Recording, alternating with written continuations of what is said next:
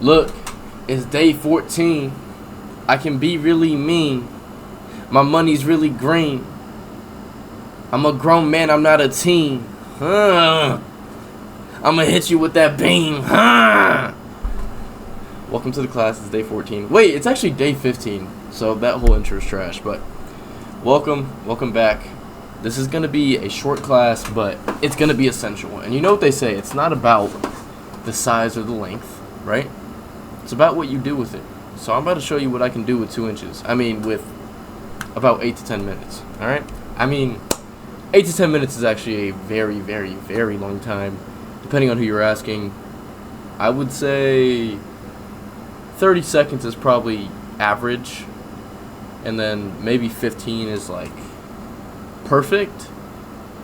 But nonetheless, I'm going to show you what I can do with a little bit, if you know what I'm saying. So, let's get into it.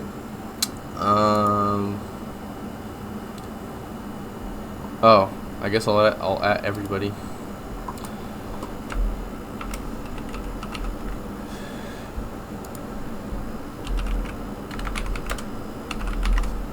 Alrighty. You guys asked, you shall receive. Morris, please go full screen. I'm about to, bro. Did that work? Is that full screen enough for you? Alright. So, today's class is how to place your stop loss, take profits, and when to go to break even. Alright? I know a lot of you guys think this is easy and it's like intuitive. It's not, bro. A lot of you guys really do not know. Oh my god. A lot of you guys do not know when to go break even.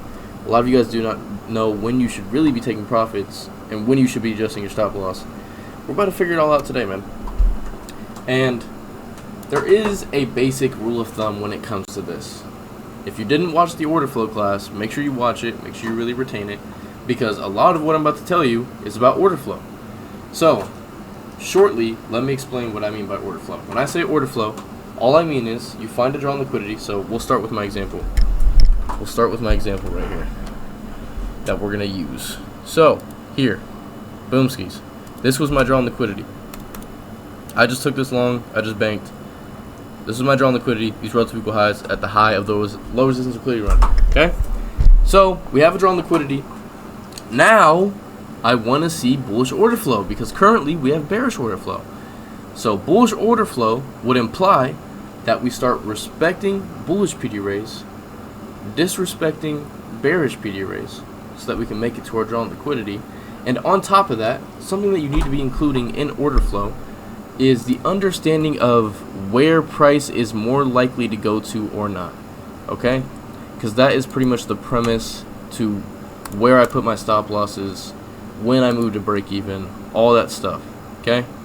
So, like I said, order flow, you find a draw on liquidity, you want to see PD rays that support that direction being respected, ones that don't support that direction being disrespected.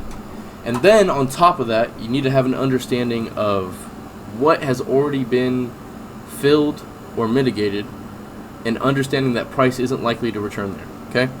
So, here is an example. So, there was an inverse gap here. I tried to get in on this first inverse gap and I got stopped out. Whatever.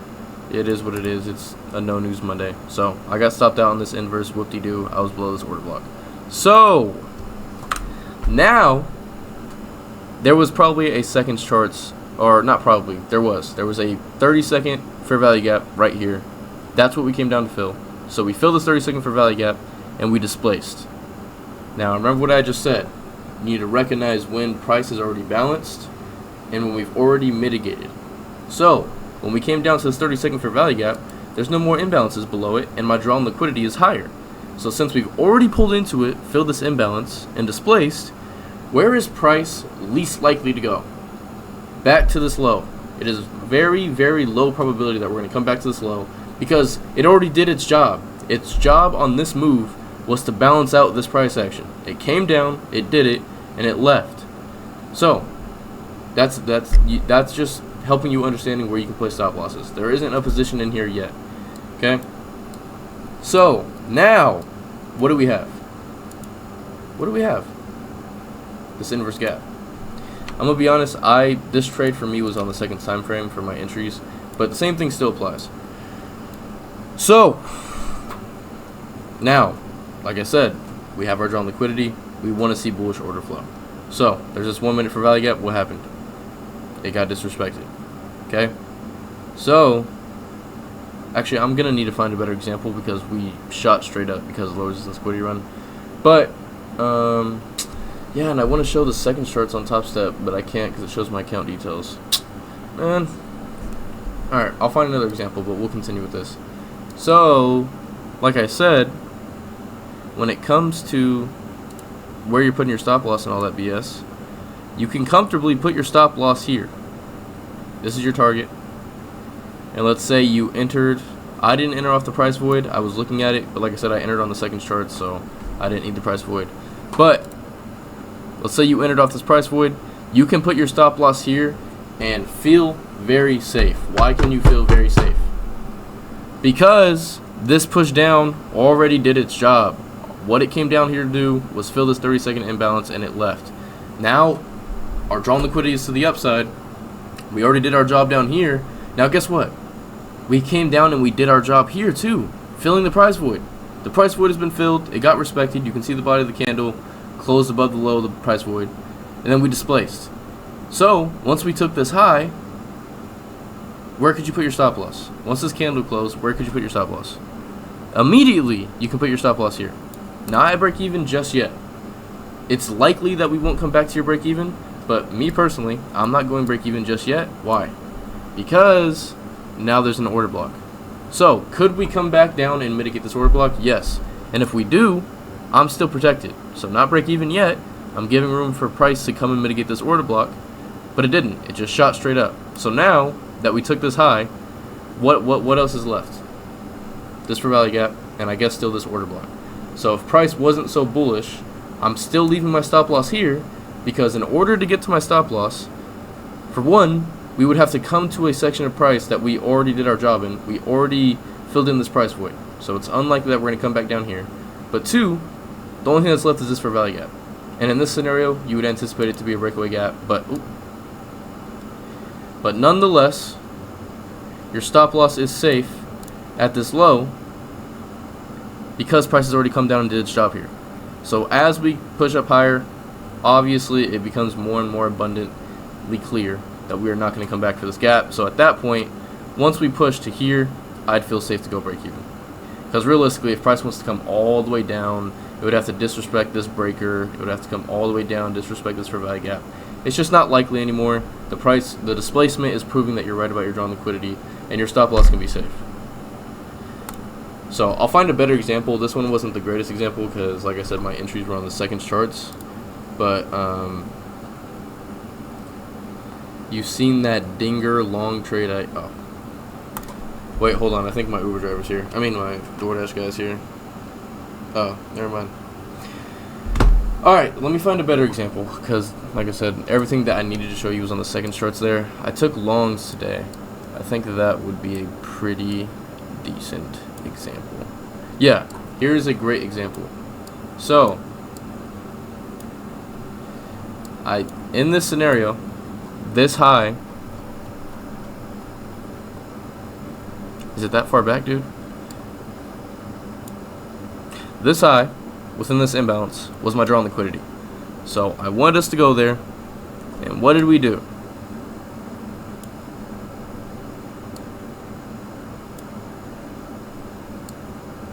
So we edged it, created relative equal highs, and we pulled back. Where did this pullback go? Dun dun dun! It went into, oh, wait, did I click the wrong time frame this morning? Oh, I guess I did. Well, either way, it's still the same thing. It wasn't on the 5 minute, I guess, but we created the relative equal highs, pulled back. We're obviously extremely bullish. We filled in part of this imbalance, swept this liquidity, and displaced. Created more relative equal highs. So here is an example of how I use order flow to enter in premiums, to be able to long in premiums and short in discounts. So here, because we already pulled back, filled some imbalance, tapped into this breaker, the odds that we pull back lower to disrespect this breaker and go back below this low that already filled an imbalance to fill more of this imbalance, the odds become slim, because once we did pull back, mitigate that breaker, fill this imbalance, and displace, we show that we want to go up from that point. So now we don't only have the breaker, we didn't only fill this imbalance. Now we have a new order block. So we'd have to disrespect the order block, we'd have to disrespect the breaker, and we'd have to come back below a low that already filled an imbalance and took a level of liquidity, just to go fill the rest of this imbalance when we're literally like 2 ticks away from our take profit. So now that we understand order flow, we understand that the odds of us coming back to a low that already filled an imbalance and took liquidity are low, aka high resistance liquidity. It's safe to long in a premium here within this 1 minute BPR, because the odds of us coming back to this low that already filled an imbalance are low. That's order flow, and that's using order flow to decide your stop loss. So I'm not going to put my stop loss all the way at the low just because it doesn't really make sense. My stop loss went below this candle. If we push below the halfway point of this order block and push that far past this BPR, I would already assume I'm going to get stopped out anyways. So this is a fine stop loss, and obviously TP is going to be my draw on liquidity above the relative equal highs. But in this scenario, because it's a 1 minute scalp, you would have to decide when you're going to go break even pretty much on like the 30-second time frame. But in this scenario, to be honest, I wouldn't ever be looking to go break even. It would just be, I'm in this trade and this is my only TP, so I'm going to sit here and just let whatever happens happens, because there's no real like strong definitive place that can say, okay, go break even, and then you wait for your TP, because pretty much your TP would be your break even point if you were holding for a longer trade. But that's how I use order flow to get in a premium, decide where I'm going to enter my trade in a premium, where I'm going to put my stop loss, and obviously my TP is my draw on liquidity. But now I need to find a better example that's going to show like when you need to go break even, how you're going to decide your TPs, when you're going to like trail your stop loss and stuff like that. So let me see. Let's go find another day.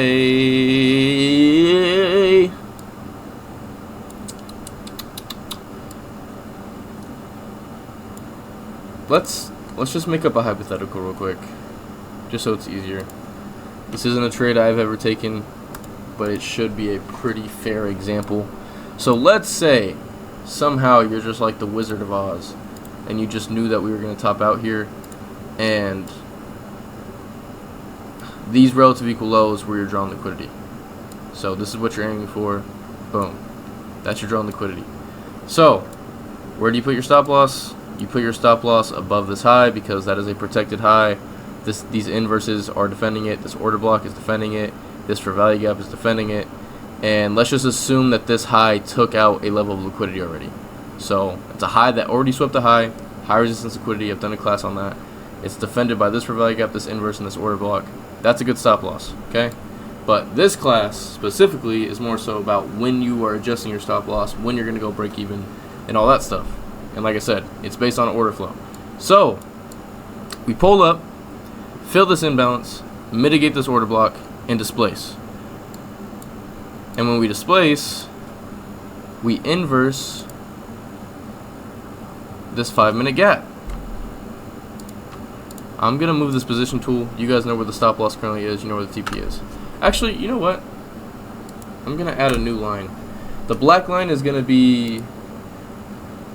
Actually, the red line is going to be stop loss. The green line is going to be TP, just so you know what it is. So, red line, stop loss. Why is that orange? Am I tweaking? Bro, what is going on? Alright, that's red. We'll just call it red. Let's make it bigger.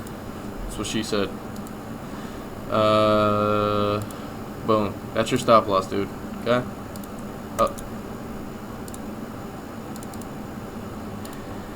Here is your TP. Let's make it bigger. Yeah. So, like I said, this is your original stop loss. And now what did we do? We pulled up. We filled this fair value gap.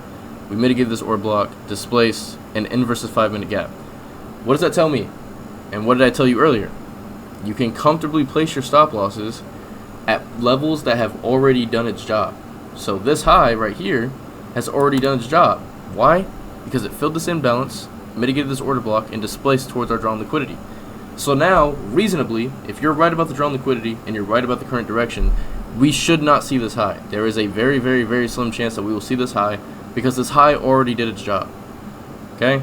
So now, boom, we go up. The inverse didn't necessarily hold. This order block did hold. Boom, displacement. So now, where can we reasonably put our stops? Above this high. Why? Because it already pushed up and mitigated this order block and displaced and formed its own fair value gap. So this high not only did its job, but it's also defended by this order block, this breaker, this fair value gap.